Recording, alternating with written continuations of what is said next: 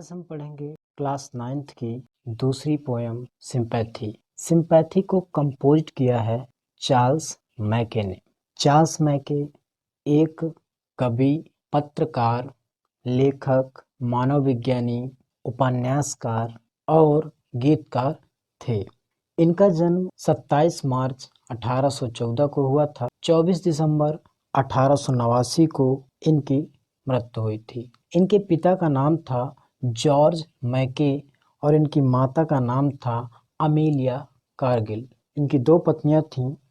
पहली पत्नी का नाम था रोसा हेनरिटा वेल्स और दूसरी पत्नी का नाम था एलिजाबेथ माइल्स। इनका एक बहुत ही फेमस वर्क है जिसके लिए मुख्यतः ये जाने जाते हैं, extraordinary popular delusion and the madness of crowds. ये तो था पोएट के बारे में। अब हम जानते हैं पोएम के बारे में। यहाँ पर जो पोएम सिंपैथी दी गई है, इस पोएम में कवि अपने जीवन की एक घटना के बारे में बताते हैं और कहते हैं, आई ले इन सारो, मैं दुख में था, मतलब मैं बीमार था। डीप डिस्ट्रेस, डीप मीन्स गहरा, डिस्ट्रेस मीन्स होता है अत्यधिक कष्ट। आई ले इन सारो डीप डिस्ट्रेस, मैं बीमार था और बहुत ज़्यादा तकलीफ में था। My grief a proud man heard, और मेरे ग्रीफ को, मेरे दुख को ए प्राउड मैन, एक प्राउड मैन ने, एक घमंडी व्यक्ति ने हियर्ड किया, सुना। हिज लुक्स वर कोल्ड, उसकी जो लुक्स थी, लुक्स मीन्स होता है दृष्टि, उसकी जो लुक्स थी, दृष्टि थी, वह कोल्ड थी, उदासीन थी। He gave me gold but not a kindly word, उसने मुझे गोल्ड तो दिया। गोल्ड का मतलब यहाँ पे धन है, तो इस पोएम में कहीं भी अगर गोल्ड आता है तो आप उसको धन समझें। उसने मुझे धन, पैसे तो दिए, लेकिन काइंडली वर्ड, काइंडली मतलब होता है दयालुता के शब्द या सहानुभूति के शब्द। काइंडली वर्ड दयालुता या सहानुभूति के शब्द, उसने मुझे सहानुभूति के शब्द नहीं कहे। पोएट कहता है कि जब मैं बीमार था, डीप डिस्ट्रेस था, अत्यधिक कष्ट में था, मुझे बहुत ज़्यादा तकलीफ थी, तो मेरी इस तकलीफ को एक व्यक्ति ने देखा, तो जो एक घमंडी व्यक्ति था, उसके अंदर संवेदनशीलता नहीं थी। वो शायद मेरी तकलीफ को अनुभव नहीं कर सकता था, लेकिन उसने मुझे पैसे देकर के मेरी सहायता की। उसने मुझे सहानुभूति नहीं दी, सहानुभूति भरे शब्द नहीं कहे, लेकिन मुझे धन देकर मेरी सहायता की। आगे पोएट कहते हैं कि माई सारो पास्ट, जो मेरा सारो है, मतलब मेरा जो दुख है, सारो मीन्स दुख, दुख क्या था, उनकी बीमारी, मतलब वो बीमार थे। जब मेरा दुख पास्ट गुजर गया, मतलब जब मैं सही हो गया, तो आई paid him back, paid back means होता है वापस कर देना। तो मैंने, आई पेड हिम मतलब मैंने उसे वापस कर दिया, लौटा दिया। क्या लौटा दिया? द गोल्ड, मैंने कहा था ना कि जब भी गोल्ड आए, गोल्ड का मतलब होता है धन, मैंने गोल्ड लौटा दिया। ही गेव टू मी, यानी जो उसने मुझे दिया था, जो कुछ उसने मुझे दिया था। My sorrow passed, I paid him back the gold he gave to me, gave means दिया, टू मी मीन्स मुझे।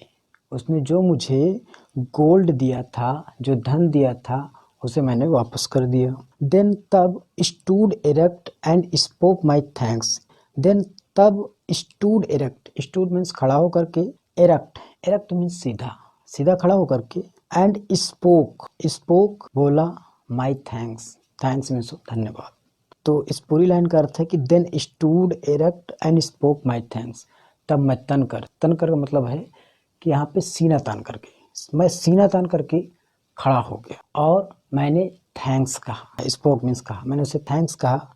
एंड ब्लेस्ड, ब्लेस्ड मीन्स आशीर्वाद दे। हिज चैरिटी, चैरिटी मीन्स होता है दान। मैं सीधा खड़ा हो करके, सीना तान करके मैंने उसे धन्यवाद कहा और उसकी चैरिटी के लिए, जो उसने मुझे दान दिया, उसके लिए उसे आशीर्वाद दिया। आगे पोएट कहता है, I lay in want and grief and pen.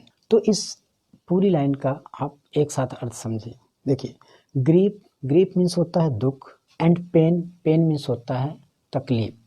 Grief and pen, दुख और तकलीफ। आई lay in want, want means आवश्यकता।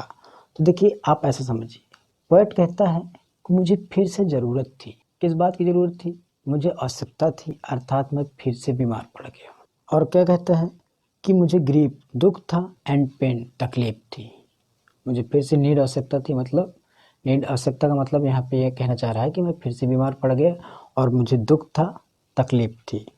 दूसरे लाइन में कहता है कि ए पुअर मैन, एक गरीब आदमी, पास्ट मीन्स गुजरा, माई वे मेरे रास्ते से। एक गरीब व्यक्ति उस रास्ते से मतलब क्या हुआ? गुजरा, मतलब गुजरा, उसने मुझे देखा कि मैं क्या हूँ, तकलीफ में हूँ, दुख में हूँ, दर्द में हूँ।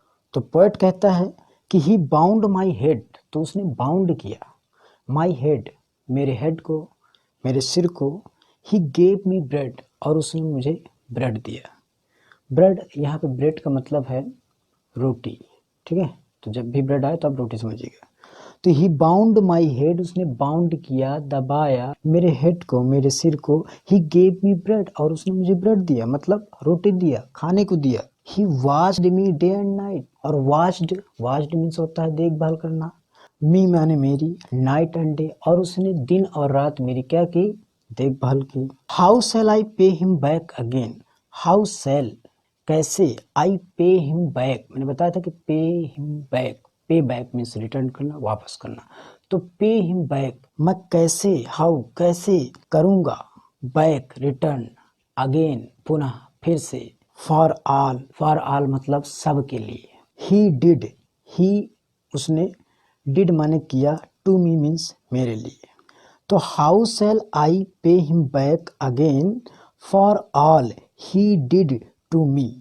हाउ शैल कैसे, पे हिम मैं पे करूँगा उसे, चुकता करूँगा पुनः, अगेन, फॉर ऑल सब के लिए, he did to me, he did उसने किया, टू मी मेरे लिए। मतलब इन लाइनों में पोएट कहता है कि मैं कैसे चुकता करूँगा, कैसे मैं चुकाऊँगा वो सब जो उसने मेरे साथ किया। क्या किया? तो आपने देखा ऊपर कि उस गरीब व्यक्ति ने उसे खाने को दिया, देखभाल की, रातों दिन उसकी देखभाल की, सब कुछ किया। तो कहता कैसे वापस करूं, कैसे मतलब मैं चुकाऊं, पोएट कहता है।